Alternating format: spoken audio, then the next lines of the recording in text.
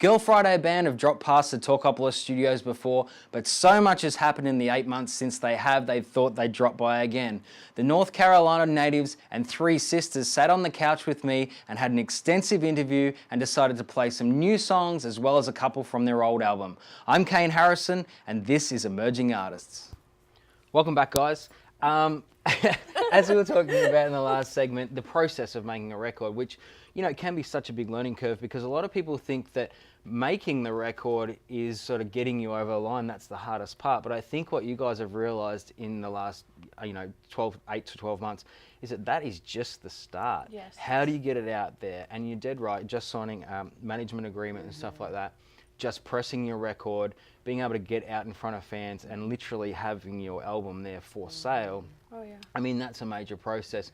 Tell me how you guys, got to that point. As I say, success on X Factor, heading out to Vegas and playing in the sequence, Lady Gaga style. But, also having that record that's sat there on a hard drive essentially, and you just want to get it out to people. How did you get to the point of physically holding that record? Lots of steps. Yeah, as independent artists, you struggle, especially with, we did a record a long time ago, but this was really who we were, and we were so proud of it and excited. But as independent artists, you have no money, and so you've put all your time, money, writing, you've poured yourself into this process, and now you have it in your hand, and you have to decide, okay, I need to sell this for money to recoup, but I have to give it away. It's my business card. And so you have to really approach it like that. This is who we are. It's a first impression thing. It's what you're giving out, and but you've sunk all your finances in. And so after you have it in your hand, you're stoked, but at the same time you know that this is a path to the next step. Now it's almost like once you start giving that away, you got to go back and do it again. There's always more songs to be written. There's always, more verses to be sung. And well, let's talk about that briefly because I know that you guys are going to play, I think, one song from Bluegrass and Grits today, and then the other two songs are from the forthcoming record, which you're still kind of writing for as well. Yes.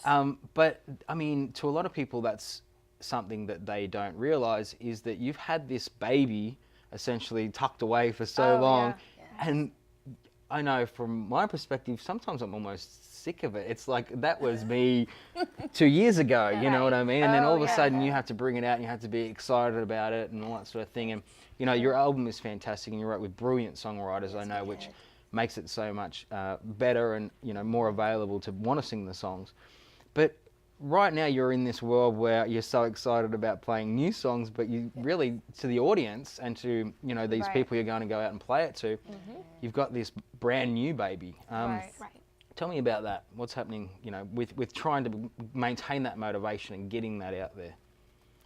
I think we have a great band behind us, which helps a lot. They add a lot of flavor to it, so we actually are able to take an original song that sounds one way on the album and still it sounds the same on stage, but there's a little bit of flavor that's added into it. So for us, it's almost like each time we play it, it sounds a little bit better and a little bit better and a little bit better.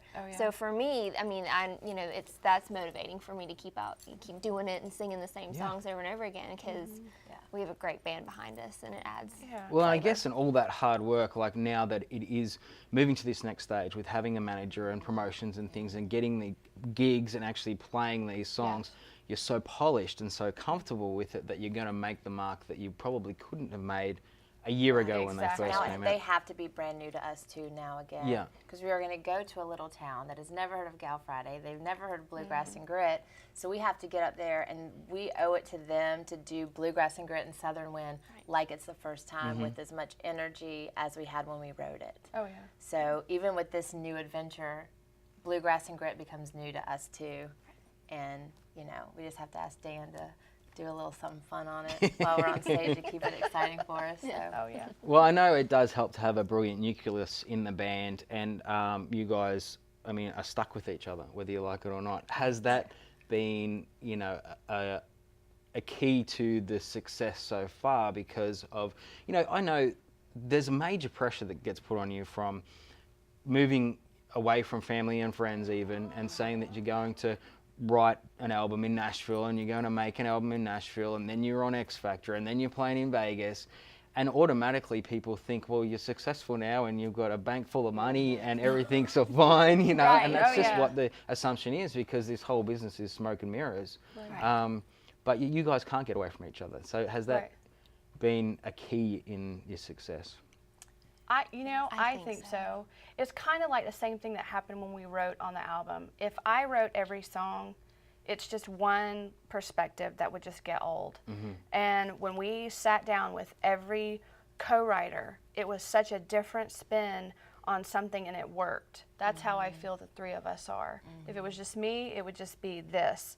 But it's the three of us, and I feel like there's such an energy there, and there's so many stories between the three of us that not only make for good songs, but great stage things that we do with each other. And it's the synergy that's there. I'm grateful for it, and I'm grateful that it works. Well, and singing, behind Lauren is a piece of cake. Yeah, it's not very hard. It's not at all. work. No.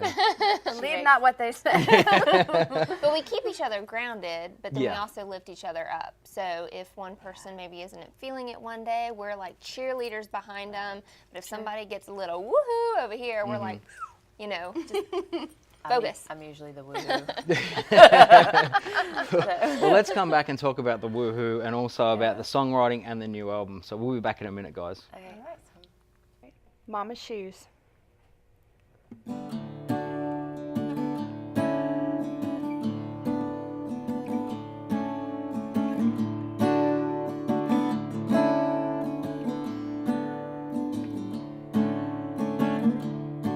There's a mirror, there's some lipstick, a little blush and some perfume. I feel pretty, I'm a big girl now, walking in the room, standing in my mama's shoes. When she saw me, she said, "Girl, look at you. Girl, slow down, just a little bit. You've got plenty of time. You'll be all grown up in a blink of an eye. Now that then, you look twice as pretty as you do right now in your mama's shoes."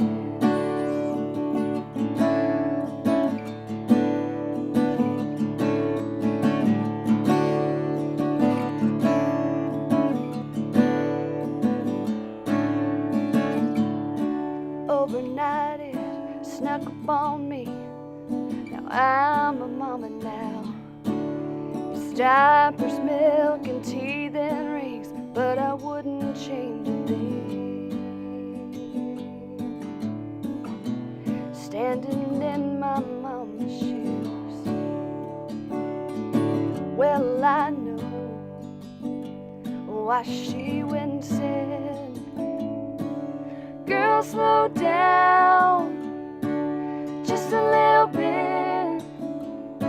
You've got plenty of time. You'll be all grown up in a blink of an eye. Now that then, you'll look twice as pretty as you do right now."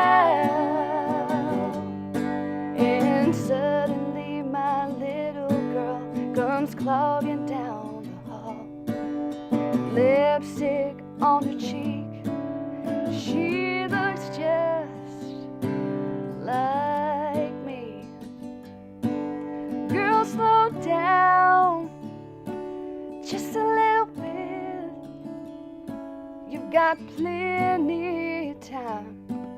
You'll be all grown up in a blink of an eye. Now that then, you'll look twice as pretty as you do right now in your mama's shoes. In your mama's shoes.